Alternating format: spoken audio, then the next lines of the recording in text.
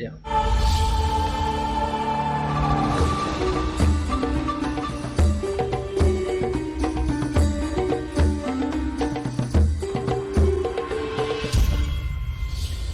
Assalamualaikum warahmatullahi wabarakatuh. Pemirsa yang dirahmati Allah Subhanahu wa taala, jumpa lagi dalam acara Inspirasi Syariah, menginspirasi hidup bersyariah. Semoga tayangan ini banyak memberikan informasi, inspirasi dan juga bisa mencerahkan kehidupan kita dan juga bisa memberikan banyak masukan terkait dengan materi-materi yang akan kita bahas. Alhamdulillah, malam hari ini kita sudah memasuki awal-awal puasa atau awal bulan suci Ramadan 1443 Hijriah. Semoga para pemirsa yang dirahmati Allah Subhanahu wa taala diberikan kesehatan, diberikan kesabaran dan juga kekuatan dalam menjalankan ibadah puasa di awal sampai akhir tentunya. Baik pemirsa yang dirahmati Allah Subhanahu wa taala, kita akan bahas materi terkait dengan masalah atau terkait dengan bulan suci Ramadan, yaitu bagaimana Ramadan dan perubahan.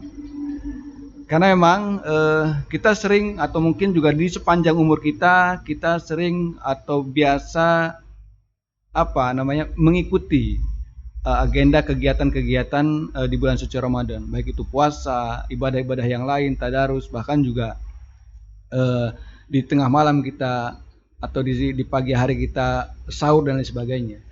Tapi apakah memang di setiap Ramadan itu kita mendapatkan perubahan atau menemukan perubahan? Nah, ini yang akan kita bahas. Mudah-mudahan tema ini akan lebih menarik, mencerahkan kita bagaimana kemudian kita harus menghadapi Ramadan ini dan juga bagaimana Ramadan ini menjadi sebuah momen atau tempat untuk kita berubah. Telah hadir bersama saya narasumber, alhamdulillah. Assalamualaikum Ustaz. Waalaikumsalam warahmatullahi wabarakatuh. Beliau narasumber yang saat ini akan membahas tema terkait dengan Ramadan dan perubahan. Itu Ustadz Muhammad Asfarin Fazri yang saat ini sudah bersiap tentunya membahas bagaimana perubahan di bulan suci Ramadan itu. Baik Ustadz. Nah, di bulan suci Ramadan sendiri banyak sekali kita menemukan hal-hal yang terkait dengan masalah ibadah tentunya. Nah, yang utama adalah bagaimana sih keutamaan bulan suci Ramadan itu? Keutamaan bagi kita umat muslim dan bagi umat tentunya secara keseluruhan. Gimana Ustaz? Silakan. Ya, terima kasih. Bismillahirrahmanirrahim. Assalamualaikum warahmatullahi wabarakatuh. Waalaikumsalam warahmatullahi Para wabarakatuh. pemirsa Inspirasi Syariah, mudah-mudahan benar-benar menjadi inspirasi bagi kita semua. Program ini bisa mengantarkan pahala bagi kita semua. Amin. Bisa memberikan pencerahan kepada umat untuk kebangkitan umat. Insyaallah, amin ya. Amin. Ya Rabbal Alamin. Saudaraku yang dimuliakan Allah Subhanahu wa taala, berbicara tentang Ramadan ini adalah satu tema yang insya Allah ya tidak akan pernah habisnya ketika dikupas ya. Ramadan dari tahun ke tahun sudah kita jalani. Ramadan selalu kita lewati dengan suka dan duka, gitu ya. Ada saatnya kita di dalam Ramadan itu suka, ada saatnya kita di dalam Ramadan itu duka. Ya, suka ketika kita bisa menjalankan Ramadan itu dengan khusyuk, dengan tumakninah, ya, dengan berhasil atau kemudian kita sukses, ya, menjalankan seluruh ibadah-ibadah baik ibadah wajib maupun sunnah yang kemudian kita jalankan di dalam bulan suci Ramadan ini. Ada kalanya juga kita merasa gitu gundah gulana, ya, merasa sedih, mungkin ya, galau gitu. Karena memang di belahan dunia yang lain kita tidak tahu, ya. Mungkin nasib-nasib dari saudara-saudara kita yang ada di Palestina, nasib-nasib saudara kita yang ada di Syria, ya, nasib saudara kita yang juga ada di Xinjiang, ya, mungkin juga yang ada di Rohingya, ya, mungkin tidak bisa menikmati indahnya Ramadan, ya, sebagaimana kemudian kita menikmati indahnya Ramadan di sini, begitu ya. Ini adalah satu fakta kenyataan, ya, bahwa di dalam diri kaum muslimin pun saat ini apabila bertemu dengan bulan Ramadan yang sungguh ini adalah satu keinginan, satu cita-cita untuk bertemu dengan bulan Ramadan ini, tidak bisa kemudian melaksanakan agenda-agenda ibadah-ibadah ya di dalam bulan Ramadan ini dengan baik, dengan tumakninah, dengan khusyuk ya.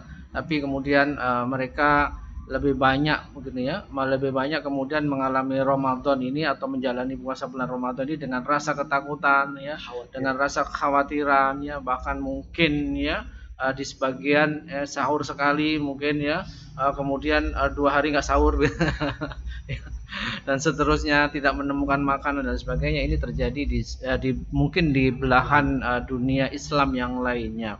Dan kita bersyukur di negeri kita masih bisa menjalankan ibadah suci Ramadan, insya Allah yang sudah kita jalani ini, ya. Ini sebagai sebuah nikmat yang telah diberikan oleh Allah Subhanahu Wa Taala kepada kita. Namun nikmat ini kemudian tidak boleh kita sia-siakan, ya. Kita kemudian melalaikan, ya. Kita kemudian tidak peduli, ya. Karena kalau kemudian kita tidak peduli, kemungkinan nikmat itu akan dicabut oleh Allah Subhanahu Wa Taala dan kita akan mengalami Ramadan di tahun-tahun berikutnya itu dengan susah payah, ya. Dengan kondisi keadaannya mungkin akan berbeda, ya. Dan kalau sekarang ini sudah ada beberapa hal yang kemudian sifatnya agak mengurangi siar daripada Ramadan, ya. Mengurangi siar daripada Ramadan, ya. Yang biasanya Ramadan itu menggelegar, ya. Setiap hari kita mungkin mendengarkan lantunan ayat suci Al-Quran, apalagi setelah sholat tarawih dan lain sebagainya, ya. Ada berbagai macam lantunan-lantunan ayat suci Al-Quran hingga kemudian ada yang membangunkan kita ketika sahur dan seterusnya, ya. Ini merupakan syiar sebenarnya, ya. Yang ini semua memang bertumpu kepada satu bulan yang disebut sebagai bulan Ramadan itu, ya. Nah, ketika kita berbicara tentang apa sih sebenarnya keutamaan Ramadan, ya, apa sih pentingnya, apa sih utamanya, gitu ya. Kok ya ini Ramadan suruh puasa sebulan penuh, gitu ya, sebulan penuh, tapi kok harus gembira, harus kemudian ceria dan lain sebagainya, ya. Tentu kalau orang tidak memahami ini, tidak memiliki rasa iman, ya. Ini nyusahin diri, Lapar ini. lapar ya, menyusahkan diri dan seterusnya, ya. Tidak memberikan manfaat, tidak memberikan faedah dan lain sebagainya, produktivitas rendah ketika bulan puasa dan lain sebagainya, ya. Nah, inilah sebenarnya pentingnya ketika Allah Subhanahu Wa Taala di dalam surat Al-Baqarah ayat 183, ya ayyuhalladzina amanu kutiba alaikumusiyam kama kutiba alal ladzina min qablikum la'allakum tattaqun, ya. Nah, ini Allah memberikan seruan kepada siapa? Kepada ya ayyuhalladzina amanu, ya. Berarti kalau kemudian berkaitan dengan ayyuha amanu, ya, ini berarti syaratnya itu haruslah orang yang beriman, ya. Berarti puasa ini memang diwajibkan, diperintahkan di dalam bulan suci Ramadan ini hanya untuk orang-orang yang beriman, ya, bukan orang yang kemudian imannya iman-imanan, nah, Islamnya Islam-Islaman, ya, atau dengan kata lain Islam KTP. Ya, tentu ini satu hal yang kemudian tidak mungkin, ya, menerima panggilan itu untuk melaksanakan ibadah saum, ya, puasa di dalam bulan suci Ramadan itu. Nah, apa keutamaan sebenarnya yang bisa diambil, ya, di dalam bulan Ramadan, ya, faedahnya atau juga kemudian hikmahnya apa sebenarnya sampai kemudian kita itu diseru oleh Allah Subhanahu Wa Taala, ya, untuk melaksanakan atau menjalankan ibadah puasa ini, ya. Yang pertama, kita harus pahami, ya, bahwa kalau Allah Subhanahu Wa Taala itu, ya, memang memberikan keutamaan-keutamaan, ya, sebagai mana ketika Allah memberikan keutamaan kepada al-makan, ya, tempat, ya. Tentu di Makkah berbeda dengan di Madinah, ya. Kita sholat di Makkah berbeda dengan sholat di Madinah atau di Masjid Nabawi, ya. Atau kemudian berbeda juga ketika kita sholat di Masjidil Aqsa, ya. Atau kemudian berbeda juga kalau kemudian kita sholat di Masjid Istiqlal. Nah, berbeda juga kalau kemudian kita sholat di Masjid Agung Serang di Pegantungan. Nah, berbeda juga rasanya. Beda tempat. Berbeda tempat, ya. Itu berbeda keutamaannya, ya. Allah memberikan keutamaan-keutamaan kepada makan, ya. Demikian juga Allah memberikan keutamaan-keutamaan kepada al-waktu. Ya, waktu, ya. Bahkan waktu ini bisa bulan, ya. bisa kemudian minggu, hari, ya, bisa kemudian jam, kapan, saat itu utama dan lain sebagainya. Nah, di dalam bulan Ramadan ini Allah ternyata memilih Ramadan ini sebagai penghulunya bulan, ya, bulan yang utama, diutamakan oleh Allah Subhanahu wa taala sebagai bulan yang memang benar-benar memiliki satu nilai tersendiri, ya. Tidak hanya kemudian nilai ini adalah nilai yang kemudian berfaedah, ya, bagi kita sebagai umat Islam, tapi juga kemudian ini bisa memberikan kemanfaatan kepada alam semesta, ya, kepada semuanya, ya, bergembira. Sebenarnya ini yang kemudian menjadi satu kekhasan, keistimewaan dari bulan Ramadan ini, karena memang Allah telah memilih bulan Ramadan ini sebagai bulan yang mulia. Satu, ya, berarti ini memang pilihan Allah. Ini bukan pilihan host. Ya, ya. Bukan Tapi pilihan tadi, pilihan pemimpin dan sebagainya, begitu ya. Tadi Ini yang pertama. hal yang terkait dengan masalah keimanan. Artinya setiap manusia juga akan berbeda penerimaannya, ya. Iya. Artinya tadi ketika keimanan kita naik atau mungkin juga sedang turun, nah kesungguhan itu yang kemudian membawa kita kepada keseriusan kita menghadapi Ramadan. Iya, betul. Nah, saat ini tadi sudah saya catat nih, yaitu tentang bagaimana keimanan yang memang sungguh-sungguh. Kedua, tentang masalah tadi, tempat dan waktu. Ternyata bulan Ramadan adalah bulan yang memang sudah Allah pilih bagi umat Islam tentunya, bagaimana di bulan itu penuh dengan kebaikan. Nah, sekarang yang ingin saya tanyakan nih, Ustaz, kalau tadi kita ceria, bergembira menyambut bulan suci Ramadan, tapi kebelakangan nih, 2 tahun kebelakang, ya, artinya Ramadan itu seperti sesuatu yang kemudian biasa saja. Iya. Mungkin karena memang ada pandemi dan sebagainya, itu juga bisa jadi. Tapi mudah-mudahan di tahun ini juga kita sudah kembali pada kehidupan normal. Amin. Bagaimana seharusnya umat itu menyambut Ramadan? Iya.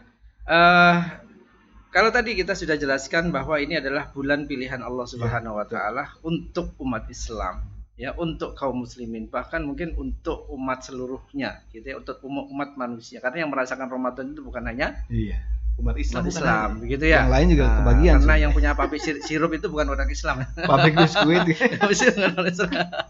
Iya, betul. Yang kedua sebenarnya yang lebih penting adalah bisa nggak kita kemudian mengambil hikmah dari bulan Ramadan ini, kan gitu ya. Satu di antara hikmah yang kemudian terkandung di dalam bulan suci Ramadan ini yang penting, ya, yang penting adalah apa? Allah itu memberikan keutamaan berupa taubat, ya, ampunan, ya. Jadi Allah itu memberikan ampunan kepada siapa yang kemudian berpuasa dan beribadah di dalam bulan suci Ramadan. Ya, man shoma ramadhana imanan wa ihtisaban ghufira lahu ma taqaddama min dzambi. Nah, ini sudah demikian, ya. Rasulullah kemudian mengabarkan ini, ya, memberikan stimulus kepada kita bahwa Ramadan ini, ya, bulan Ramadan ini, dalam bulan Ramadan ini kita berpuasa, ya, kemudian karena keimanan, ya, imanan wa ihtisaban, ya, maka Allah Subhanahu wa taala ghufira lahu ma taqaddama min dzambi. Allah memberikan ampunan kepada kita, ya, atas apa? Dosa-dosa kita yang kemarin-kemarin, ya, dosa-dosa kita yang telah lalu.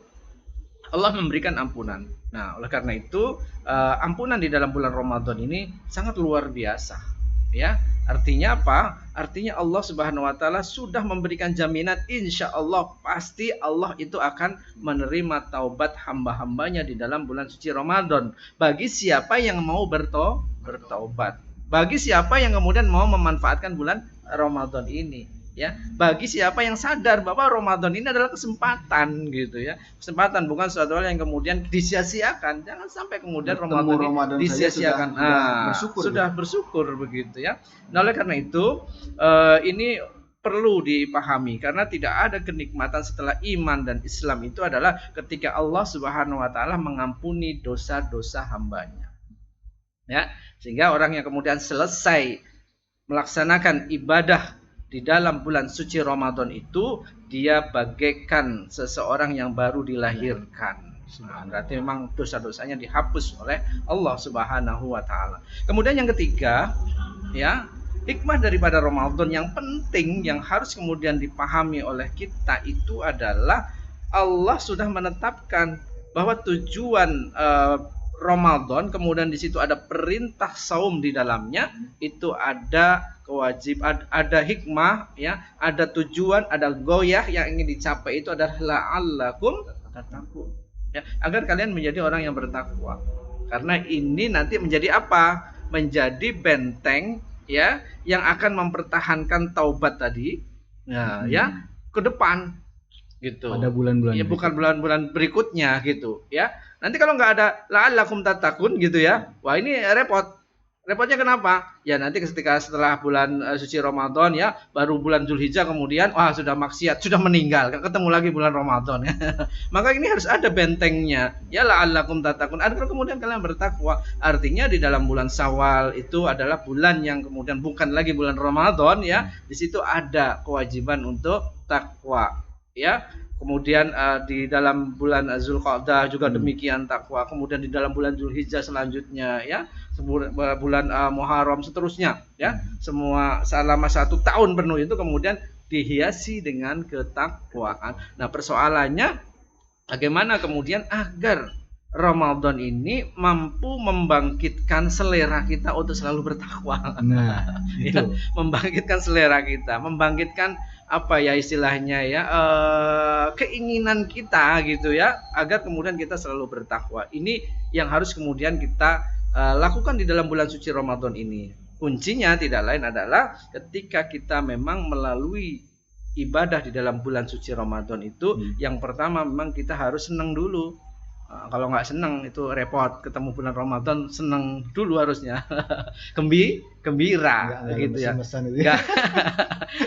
Nggak kemudian kita mengeluh dan lain sebagainya. Bagaimana puja sesuatu hal yang kemudian menjadi kewajiban, kalau dilaksanakan tidak dengan gembira maka tidak akan bisa, ya, diraih manfaat dari kewajiban itu.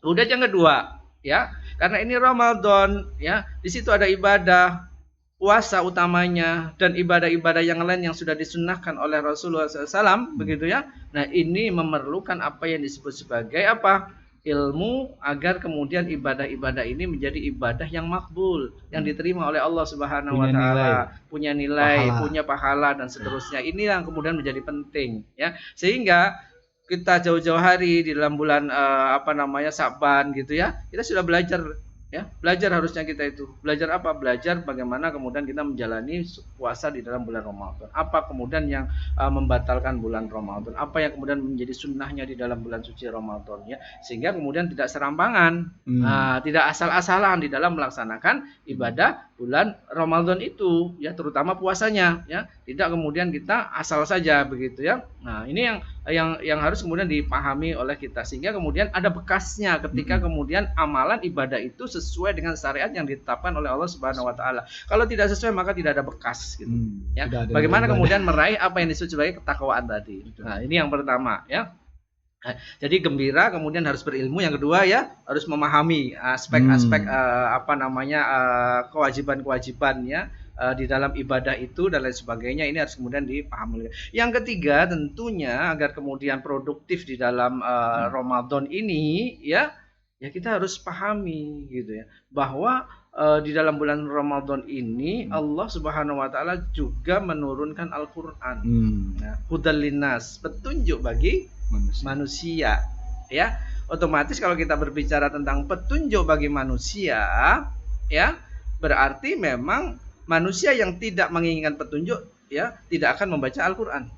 Manusia yang kemudian tidak menginginkan petunjuk pasti dia akan menggunakan Al-Qur'an. Untuk apa? Untuk kehidupannya di dunia, ya. Al-Qur'an itu untuk kehidupan di dunia, bukan untuk kehidupan di akhirat sebenarnya. Ya, kalau kehidupan di akhirat itu pasti kalau kita menggunakan Al-Qur'an di dunia ini, di akhirat itu tinggal memanen, kan begitu, ya. Tidak ada perintah lagi gitu di akhirat gitu. Di surga kan enggak ada perintah lagi. Ya ayyuhalladzina amanu kutiba alaikumusiyam, kan enggak ada lagi.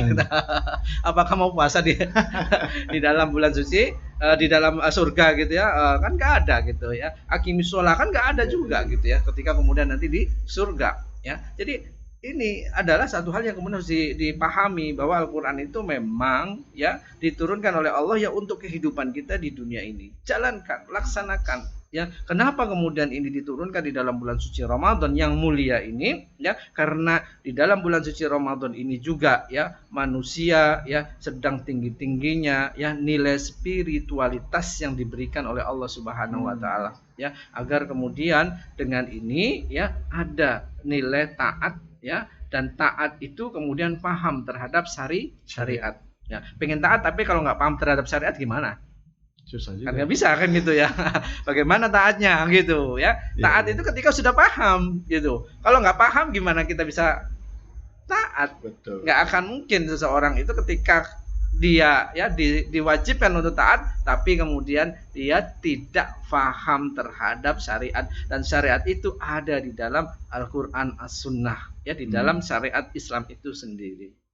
Inilah yang kemudian harus dipahami ya, keutamaan-keutamaan di dalam bulan suci Ramadan dan hal-hal yang kemudian wajib ya kita pahami agar hikmah di dalam bulan Ramadan itu bisa kita ambil. Baik, Ustaz.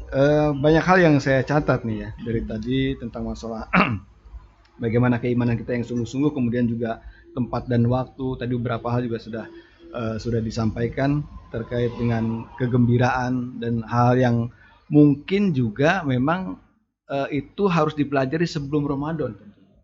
Ya, sebelum Ramadan, seharusnya sebelum Ramadan gitu. Jadi pada saat Ramadan juga kita memang sudah tahu ilmunya. Iya, betul. Nah, jadi jangan kemudian di bulan Ramadan kita baru dengan ini batal apa enggak ya? Nah, setiap tahun itu ditanyakan. Baik, akan saya sapa dulu pemirsa yang dirahmati Allah Subhanahu wa taala. Kita semakin menarik tema kita tentang bagaimana Ramadan dan perubahan. Jangan lupa untuk kemudian like, share, komen dan subscribe di tayangan ini. Mudah-mudahan bisa memberikan banyak inspirasi. Akan kita lanjutkan. Silakan Ustaz. Sudah buka puasa? Silakan diminum. Ya, nih terima kasih hidangannya. Terkait dengan tadi nilai takwa sudah disampaikan, kemudian juga terkait dengan materi ini. Saya balik lagi nih. Mudah-mudahan Ramadan ini juga memberikan momentum benar-benar momentum perubahan. Artinya tadi disampaikan di awal banyak saudara-saudara kita juga yang mungkin tidak sebaik kita menghadapi Ramadan. Mungkin kondisinya mereka tidak seenak kita katakanlah ya. Nah, bagaimana sih sebenarnya umat Islam itu dengan Ramadan ini menjadi momen perubahan? Karena umat itu kan tidak hanya di negeri kita. Iya. Karena umat itu kan luas, rahmatin lil alamin itu kan seluruh alam dia. Nah, kadang kita kan hanya berpikirnya di negeri kita saja. Tadi ketika dijelaskan di Rohingya, ya juga mereka saudara kita. Iya. Ya di Chechnya, kemudian di Rohingya di Thailand, ya di Cina. Nah, artinya mereka juga saudara-saudara kita yang memang kita berharap mereka menjalankan ibadah Ramadan juga tidak penuh dengan rasa ketakutan. Nah, bagaimana sebenarnya momentum perubahan itu harusnya seperti apa gitu? Iya, memang harus menjadi momentum ya. Iya. Tadi di dalam bulan suci Ramadan ini ya Allah Subhanahu wa taala memberikan banyak keutamaan-keutamaan ya, sehingga kemudian tujuan dari Ramadan atau dari puasa itu tidak lain adalah la'allakum tattaqun, yaitu takwa kepada Allah Subhanahu wa taala ya. Nah, takwa itu apa? Kan itu pertanyaannya ya. Sebenarnya kan tidak susah-susah kalau kita kemudian ingin menggapai makna dari hikmah dari Ramadan itu ya setelahnya ya, yaitu dengan takwa itu ya. Takwa itu kan dipahami sebagai sebuah bentuk ketundukan kepada Allah Subhanahu wa taala atas perintah-perintah yang wajib kemudian dijalankan ya, dan meninggalkan apa yang kemudian dilarang oleh Allah Subhanahu wa taala, kan itu singkat ya. Jadi apa yang kemudian menjadi perintah, apa yang kemudian menjadi seruan Allah Subhanahu wa taala, inilah yang kemudian harus diperhatikan oleh kita ya. Kalau kita kemudian menginginkan perubahan, kebaikan pada diri kita, kebaikan kepada keluarga kita, kebaikan kepada masyarakat kita, dan bahkan kemudian kebaikan kepada negara dan bangsa kita gitu ya, mau tidak mau ya, ini harus menjadi implementasi di dalam segmentasi kehidupan itu, baik kemudian secara pribadi, kemudian secara keluarga, kemudian masyarakat, bahkan bangsa dan negara. Jadi harus terimplementasi takwa itu ke dalam segmentasi itu, ya. Kalau tidak terimplementasi di dalam segmentasi itu, maka sulit perubahan itu bisa terjadi. Ya. Sebagaimana misalkan kalau individu, ya segmen individu.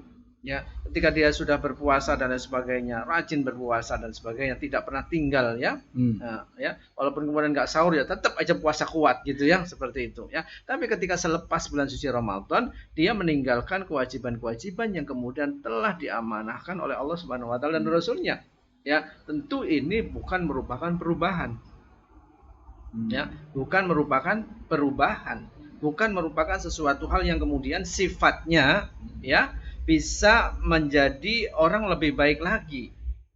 Ya, berarti tidak ada nilai takwa di sini. Hilang nilai takwanya. Ya, la'allakum tattaqun tadi tidak bisa tercapai, tidak bisa kemudian diraih oleh seseorang. Maka dia akan kembali kepada kehidupan yang penuh dengan lumuran dosa. Nah, ini kan berbahaya. Ya, karena tidak berhasil di dalam bulan suci Ramadan, ya, ketakwaan itu kemudian tidak terimplementasi di dalam bulan-bulan setelahnya, setelah Ramadan, maka dia akan menjadi pribadi yang kembali kepada kemaksiatan ini, ya. Kemudian yang selanjutnya tentu kalau kemudian di dalam konteks keluarga juga demikian, ya, ketika keluarga itu gonjang-ganjing terus, ya, ribut terus, ya, di dalam bulan suci Ramadan, kemudian tersadar, ya, untuk menjalankan ibadah puasa, ya, marahnya kemudian ditahan karena puasa, takut batal, ya. takut batal dan lain sebagainya, sehingga adem ayem tentram gitu di dalam bulan suci Ramadan, nggak ada masalah, ya. Tapi ketika setelah selesai bulan Ramadan, kembali lagi kepada hal yang sifatnya negatif, sifatnya buruk. Ya, ini kan satu hal yang kemudian tidak terimplementasi takwa itu di luar bulan Ramadan. Ya, demikian juga dalam kehidupan masyarakat. Demikian juga dalam kehidupan berbangsa dan bernegara yang saat ini cukup dan sangat banyak persoalan dan problem carut marut dan sebagainya, ya, korupsi, ya, kemudian juga kejahatan merajalela di mana-mana dan sebagainya. Ini semua tentu membutuhkan implementasi takwa yang sudah didapatkan di dalam bulan suci Ramadan itu ke dalam bulan-bulan yang lainnya. Maka disitulah akan terjadi perubahan. Nah, maka kalau kemudian itu dilakukan, maka Ramadan itu hanya formalitas setiap tahun kita melaksanakan puasa atau ibadah-ibadah, ya. Hanya sebatas ibaratnya Ramadan itu hanya sebuah pasar malam begitu, ya.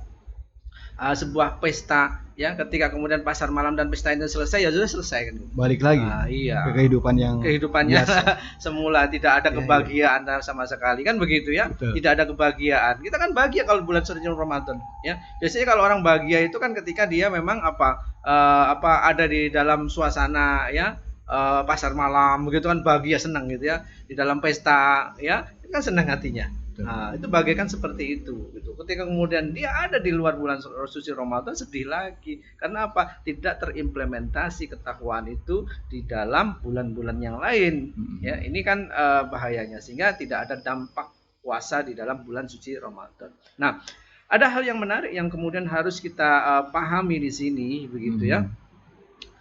Implementasi yang paling utama, ya, tentu adalah individu pertama, ya, kemudian masyarakat, kemudian bangsa dan negara atau negara, ya, segmentasi negara. Nah, ini sebenarnya saling terkait, ya, dan ini tidak bisa dipisahkan, ya. Individu ini akan mempengaruhi masyarakat akan mempengaruhi individu, ya. Demikian juga masyarakat dan individu itu akan mempengaruhi negara juga akan mempengaruhi individu dan masyarakat. Nah, oleh karena itu ketakwaan dalam seluruh segmentasi ini harus kemudian dijalankan. Dan salah satu ketakwaan yang paling penting dilakukan, ya, ketika pada posisi atau leveling negara. Nah, kalau leveling negara ini ketakwaan sudah dijalankan, ya, maka hukum-hukum itu diterapkan. Maka disitulah kemudian kita bisa merasakan seolah-olah setiap bulan itu adalah bulan Ramadan. Ya, kenapa? karena masjid-masjid akan penuh terus gitu ya. Al-Qur'an kemudian dibaca di mana-mana. Pokoknya di luar bulan suci Ramadan itu kayak di bulan Ramadan aja gitu. Nah, seperti itu. Karena apa? Pemerintah kemudian memberikan stimulus ya kepada apa? Kepada kaum muslimin untuk melaksanakan ibadah itu dengan sebaik-baiknya. Masjid-masjid kemudian dibangun, ya kemudian fasilitas-fasilitas ibadah, kemudian Al-Qur'an disediakan di mana-mana dan sebagainya. Ya bahkan kemudian implementasinya juga dijalankan. Orang yang mencuri harus dihukum sesuai dengan syariat, orang yang berzina harus dihukum sesuai dengan syariat, orang yang korupsi kemudian juga harus dihukum dengan sesuai dengan syariat dan seterusnya. Semuanya itu tentu akan melahirkan ketakwaan ya bagi individu yang tadinya dia ini mumpung bukan Ramadan saya mau melakukan ini kejahatan, nggak jadi deh. Ini yang menarik. Ini gitu. nggak jadi. Menariknya begini, Ustaz. Kalau tadi di awal disampaikan bahwa Ramadan juga katakanlah bulan penggemblengan lah. Artinya di situ kita juga yang tidak biasa atau mungkin juga ngaji itu lebih banyak, ibadah lebih banyak. Dan setelah Ramadan dengan ketakwaan itu juga akan membawa kita seolah-olah tadi setiap bulan itu bulan Ramadan. Ya. Tapi kadang gitu, justru yang terjadi seperti tadi, kejahatan terus jalan, korupsi. Korupsi kan tidak mungkin dilakukan juga oleh masyarakat. Artinya korupsi itu juga dilakukan oleh orang-orang yang punya kepentingan. Nah mungkin masyarakat tidak semudah saya yang memang nggak ada kerjaan apa-apa katakanlah korupsi seperti apa gitu. Justru ketika kita lihat di media itu korupsi ini rugi, BUMN rugi. Nah kalimat takwa itu justru setiap tahun ketemunya korupsi saja. Nah, kira-kira seperti apa nih, Ustaz?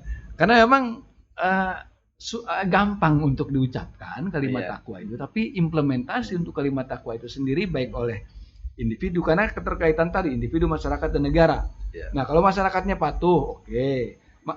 Individunya patuh. Tapi ketika negara tidak menjalankan aturannya gitu ya. Artinya aturan yang sekarang juga aturan mungkin lebih bagus katakanlah mungkin ya. Tapi ternyata korupsinya juga banyak juga gitu. Nah, kira-kira gimana Ustaz? Ya, ini masalahnya adalah bagaimana implementasi takwa ya di dalam segmentasi negara ya. Nah, kalau kita lihat sekarang ini yang terjadi adalah ya negara nampaknya ya memposisikan dirinya sebagai bagian yang kemudian menghindar dari agama.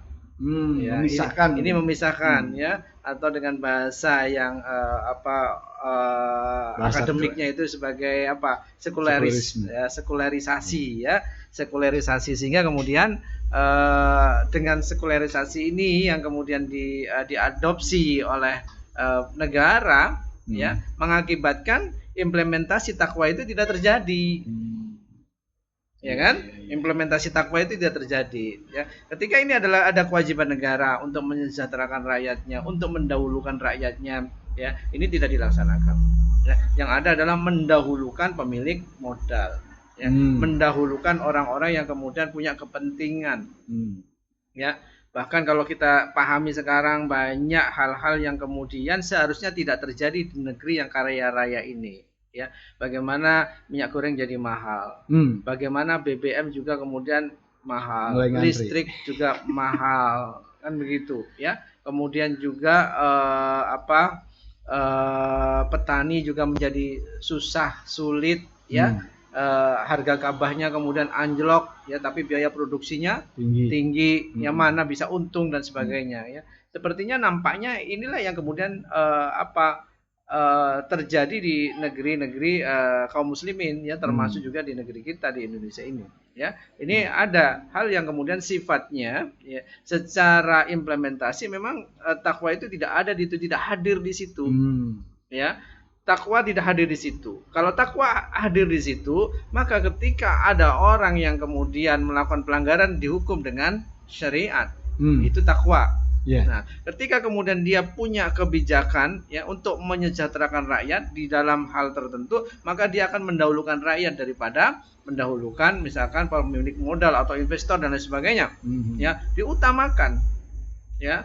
Bahkan kemudian kalau Umar ya selalu kemudian mendahulukan rakyatnya, ya, dia kemudian belakangan menikmati hasil ya, sebagaimana Umar ini kemudian mencontoh Rasulullah, ya, dan ini yang kemudian harus dilakukan. Tapi sekarang nampaknya kan tidak begitu, ya, nampaknya tidak begitu. Artinya ya kepentingan apa kekuasaan, kepentingan golongannya ini lebih utama daripada kemudian memikirkan keinginan rakyat, ya, atau kemudian menyejahterakan rakyat. Wah, ini udah salah gitu, udah satu hal yang kemudian keluar dari apa pakem takwa.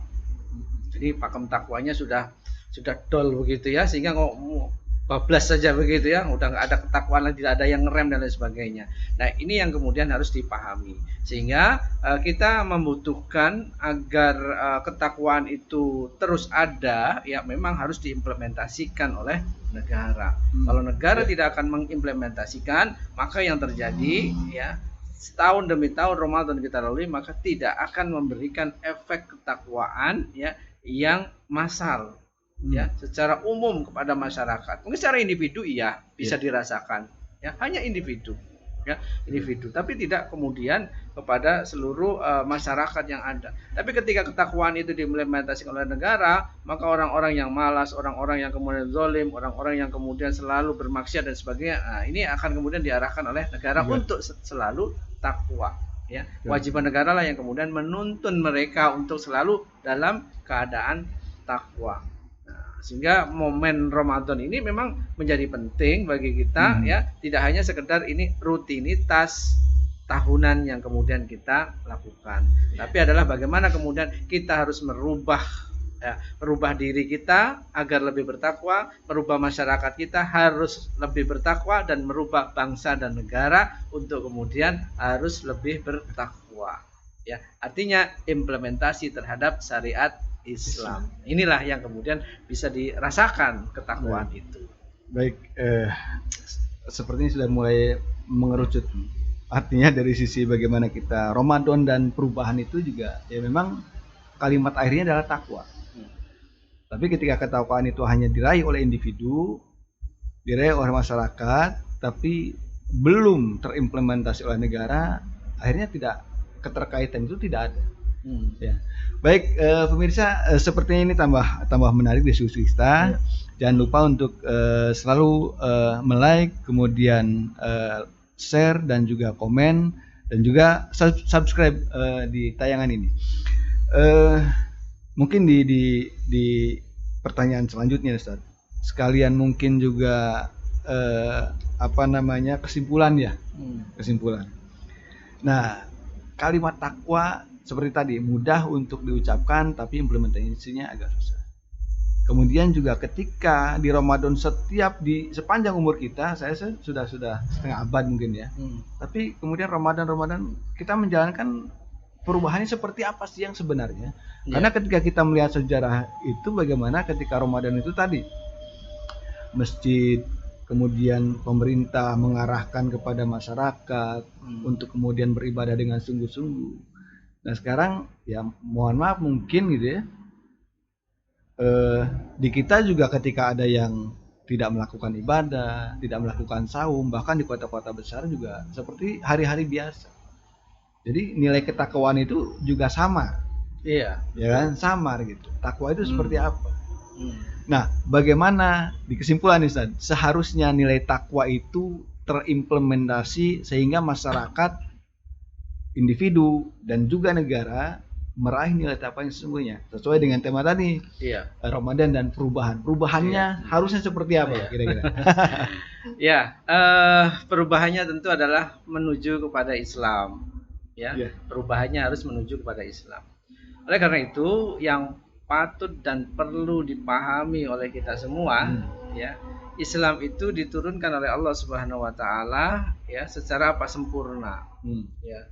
Aturan-aturan yang mengatur seluruh aspek kehidupan umat manusia ini diatur di dalam Islam. Ya. Islam ini sempurna dan tidak ada yang sempurna lagi dari Islam. Sehingga cukuplah kemudian Islam ini seharusnya menjadi pandangan hidup kita, ya, pandangan hidup kaum muslimin, ya, pandangan hidup pribadi, masyarakat, bahkan pandangan hidup bagi negara.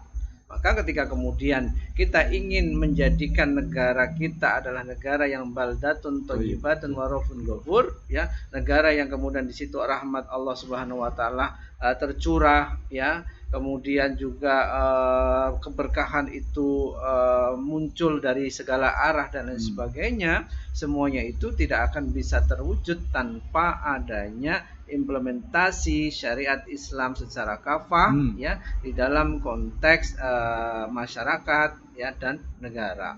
Ya, maka sulit akan kemudian bisa terwujud. Nah, oleh karena itu, ketika ini Islam sempurna, maka fokus kita adalah bagaimana kemudian pelaksanaannya juga sempurna. Tidak hanya kemudian kita ada di bibir kita, Islam itu sempurna, Islam itu kemudian mantap, bagus, baik, ya, tinggi, mulia. Tidak hanya sebatas itu, sebatas di lisan. Tapi kemantapan, kemuliaan daripada Islam itu, ya, akan bisa dirasakan ketika memang diterapkan. Gitu, ya. Tidak akan bisa kemudian diterapkan kalau tidak akan bisa kemudian memberikan kebaikan kalau kemudian tidak diterapkan. Ya, rahmatan lil alamin itu adalah sesuatu yang kemudian sudah dijamin oleh Allah Subhanahu wa taala, ya, Islam itu sebagai rahmatan lil alamin itu sudah dijamin oleh Allah Subhanahu wa taala tatkala syariat itu dijalankan, bukan ketika syariat itu dienyahkan, ya, dibuang, ditinggalkan, ya, tidak dipedulikan dan lain sebagainya. Pastilah, ya, kalau demikian maka tidak ada kemuliaan, tidak ada kemudian kesejahteraan, ya, tidak ada kemudian keadilan, ya, ketentraman, ketenangan itu tidak akan terwujud di situ, ya. Sebagaimana Allah menyatakan, ya, walau anna ahlal qura amanu wattaqau la fatahna 'alaikum barakatim minas samai wal ardh. Ya.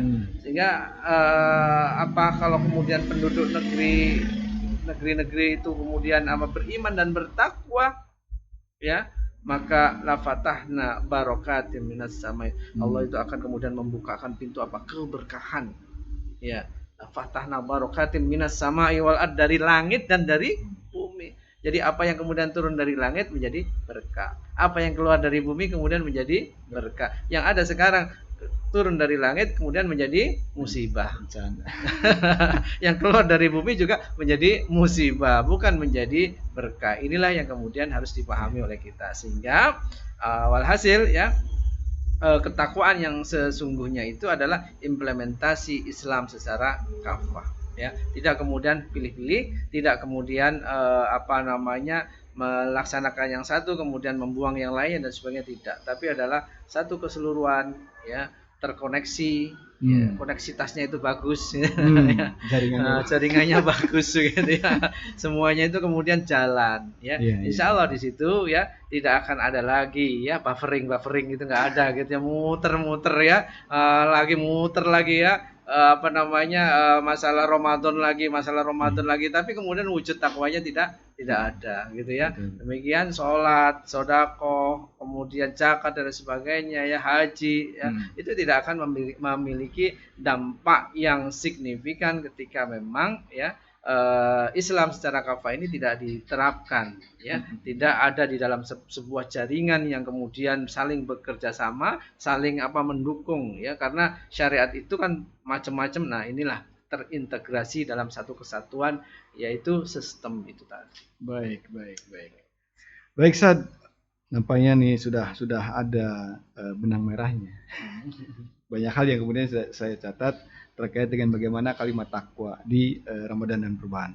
Baik pemirsa yang dirahmati Allah Subhanahu wa taala, banyak hal yang kemudian kita dapatkan terutama di kalimat terakhir, yaitu kalimat takwa. Bahwa ketakwaan itu juga tidak hanya jadi milik individu, tapi juga jadi milik masyarakat dan terimplementasi dengan negara. Sehingga Ramadan dan perubahan ini akan kita dapatkan setelah ketakwaan itu muncul dari terimplementasinya Islam secara kafah. Jangan lupa untuk kemudian menyaksikan tayangan-tayangan berikutnya dan juga like, share, dan subscribe untuk acara tayangan ini. Mudah-mudahan kita semua, juga pemirsa dimanapun Anda berada, selalu diberikan kesehatan, kesabaran dan juga kekuatan dalam menjalankan kehidupan kita, terutama di bulan-bulan suci Ramadan. Mudah-mudahan Allah memberkahi kita sampai penghujung Ramadan dan kita meraih kemuliaan dengan takwa. Saya sebagai host Subi Isnaini, mohon maaf apabila ada hal yang kurang berkenan. Saya akhiri, wabillahi taufiq wal hidayah. Wassalamualaikum warahmatullahi wabarakatuh. Waalaikumsalam warahmatullahi wabarakatuh. Terima kasih. Jazakallah. Amin.